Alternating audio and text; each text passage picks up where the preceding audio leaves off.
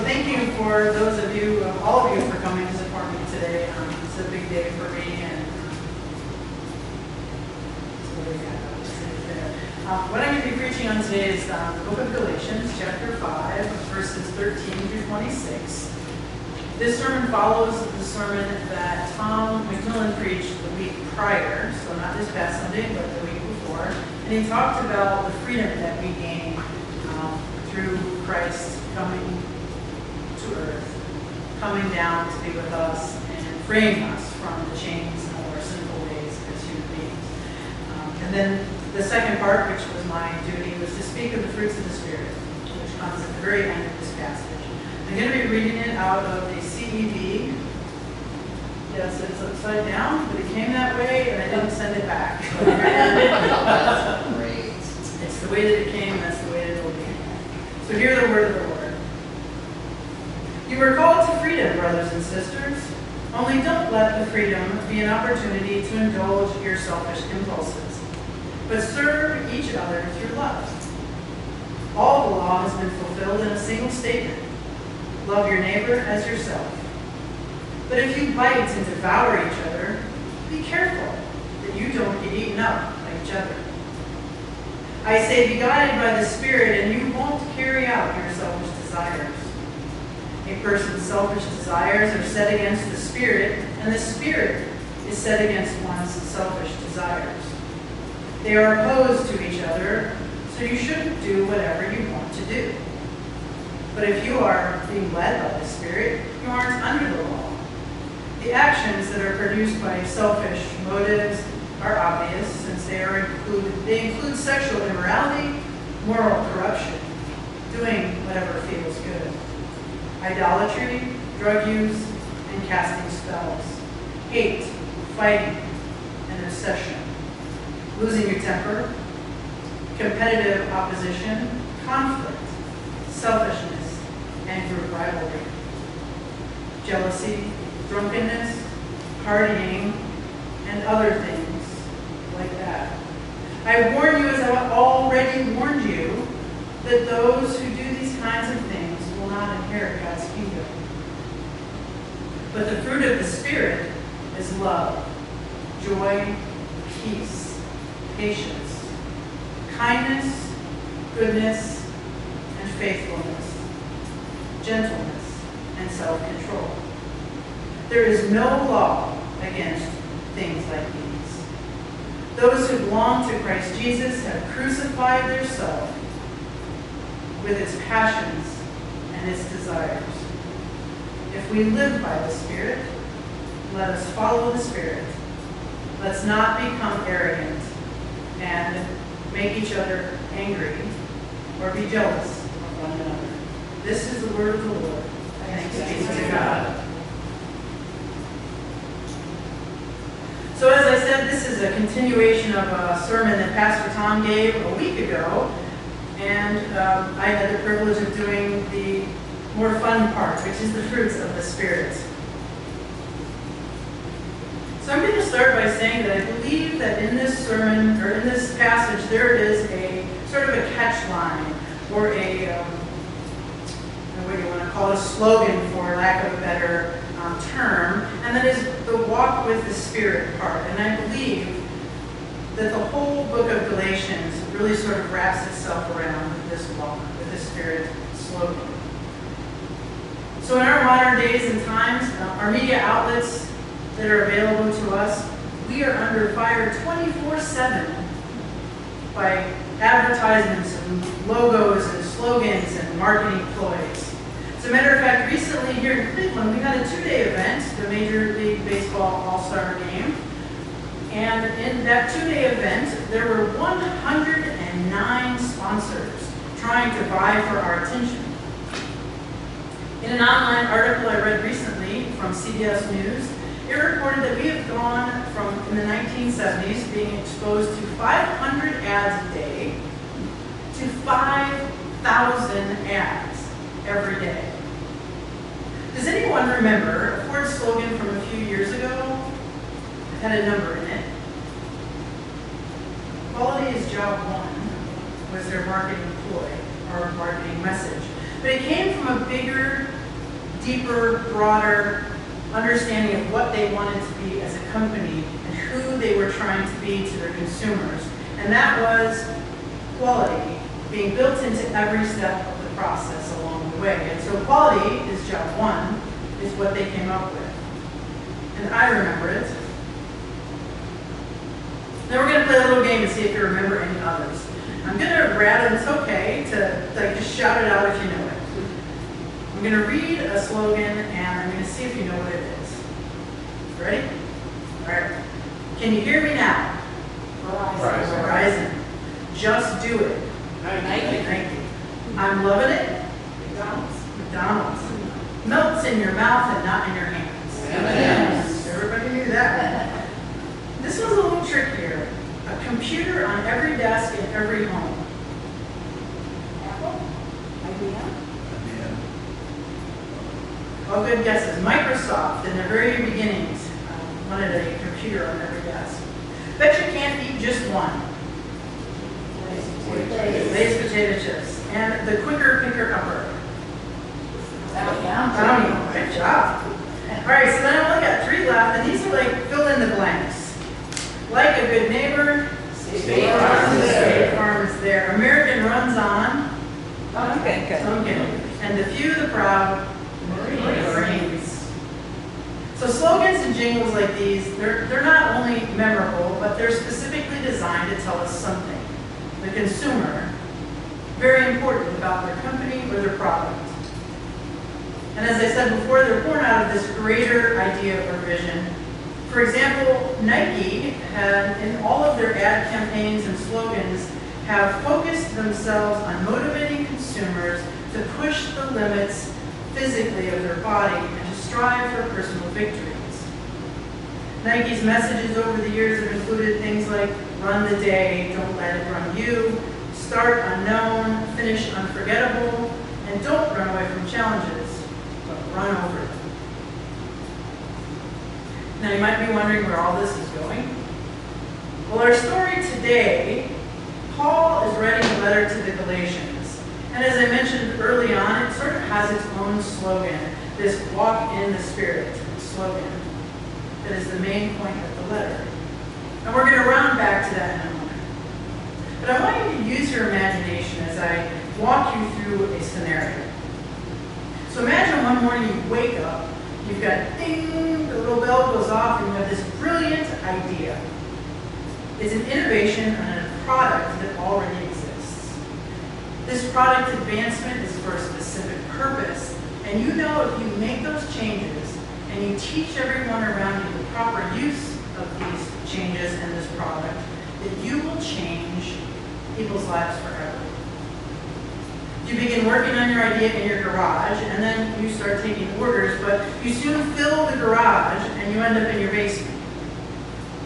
And you need more room, so you eventually have enough patrons, enough money, that you hire on some staff, and you teach them all the intricacies of the business, and you buy or rent a storefront. You teach them the whys or the hows and the whats of the business, but the most important thing is the why are you doing it, the whys of your business.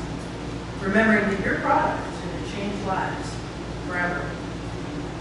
And you do that for a while, and about the 12-year mark, you decide that other cities could benefit from your product as well. So you leave your shop in the hands of some very capable managers, you grab out 2 of your best people, and you head out to the next city. You wander around in these cities until you find the most perfect locations, the people that might benefit the most, and you stop for a while. You gather up some folks, you start a new shop there, teaching them again the whats and the hows, but most importantly, the whys of what you're doing. After each startup is running, you then move on to the next one. And in about 3 years, you're done with your hard work and you need a break. Your extensive travel, opening up new shops, the hard work that you've put in, it's time to go home. So you go home, and upon your arrival, you unpack your bags and you flop on the couch, you settle in, and then you start receiving phone calls from your regional managers your startups. And to your dismay, it is not good news. Apparently, someone has busted in your little enclave of people and has somehow managed to convince your store managers that your product innovations are not good enough unless you go back to the beginning and make it conform to the old product standards first. Now you know this idea will completely defeat the purpose of the adjustments that you've made, and it renders your product useless. You are steaming mad, and you sit down at your computer and start pounding on an email. How frustrated might you be? I wonder what you would put in that email after all those long nights of travel arrangements that went awry, just to have your best people follow someone else, their advice on your problem. So in our story today, we have a similar thing going on. And we heard in part of the letter from Paul to the churches of Galatia that there was something like my shop story going on. The letter that he wrote to the churches in Galatia, which, by the way, is, from what I found out, either a Roman province called Galatia, or it was a specific ethnic group in the same area that comprised these churches, somewhere in the area of Turkey. Either way, Paul is writing this to a large number of Christians in the place that he visited and set up his shops.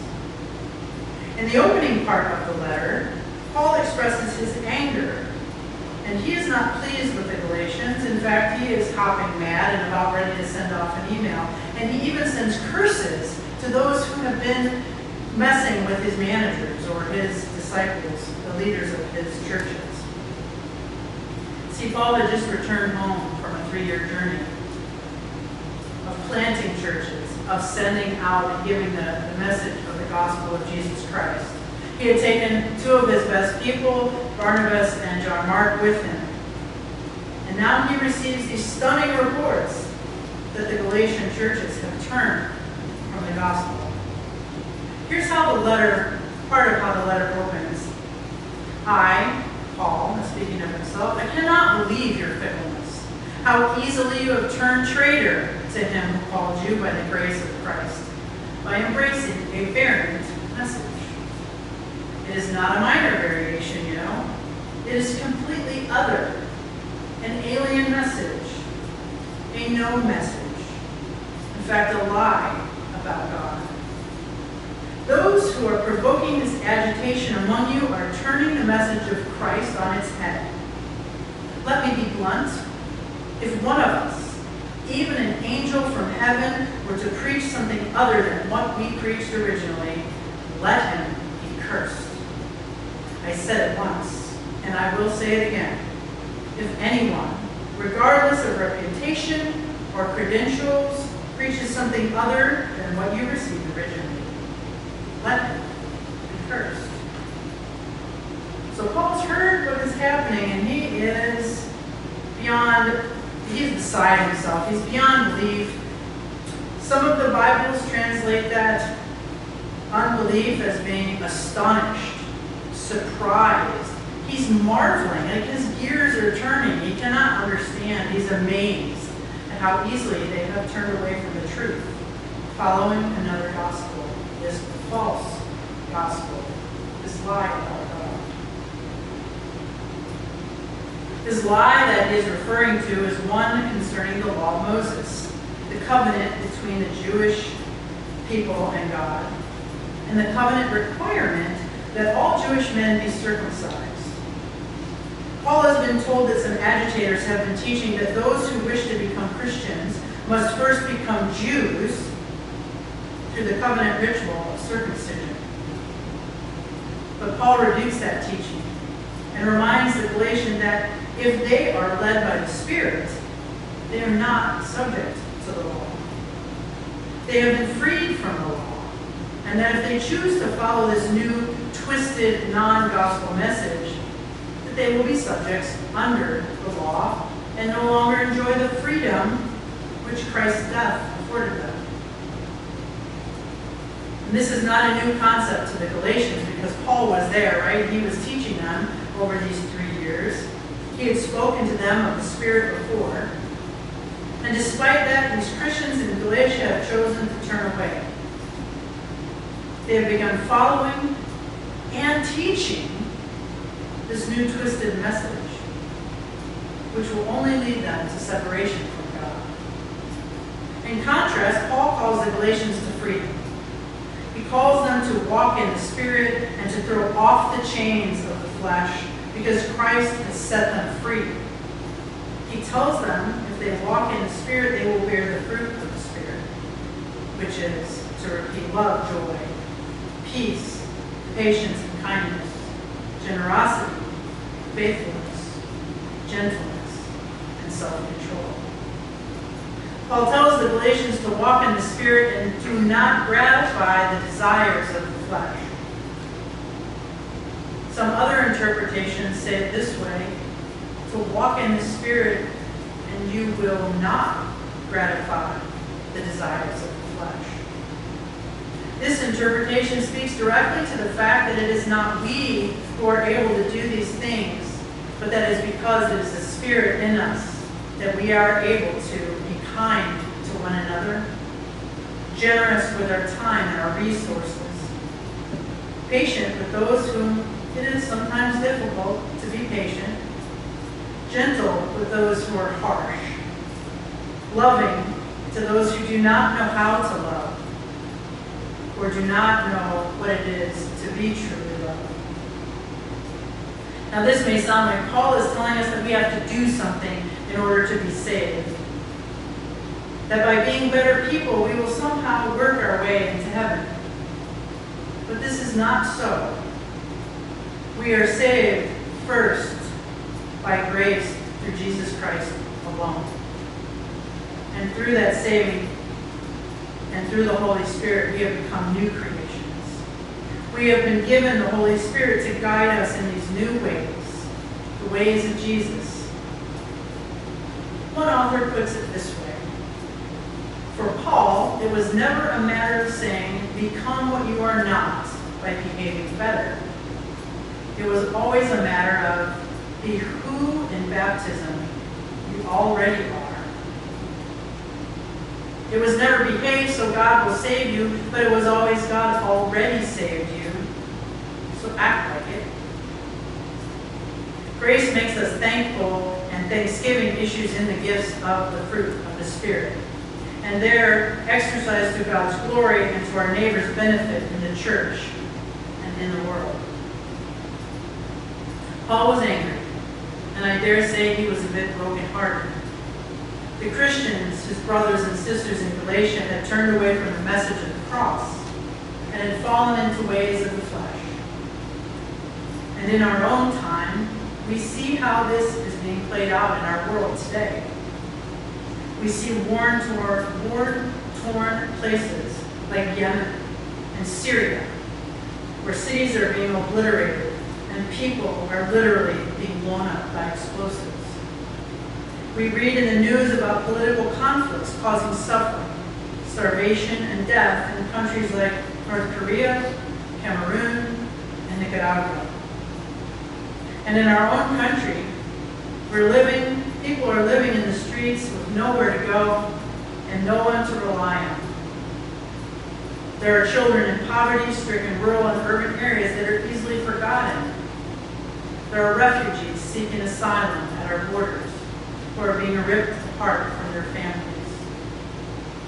And even closer to home, neighbor hating neighbor and family fighting family. So like the Galatians, we are fallen people, and the Galatians had fallen prey to these false teachings and twisted gospel messages. We too are subject to thousands of false messages every day and are beckoned by them to turn from the truth and to turn from Jesus. Paul reminded the Galatians of what it looks like to be a follower of Jesus.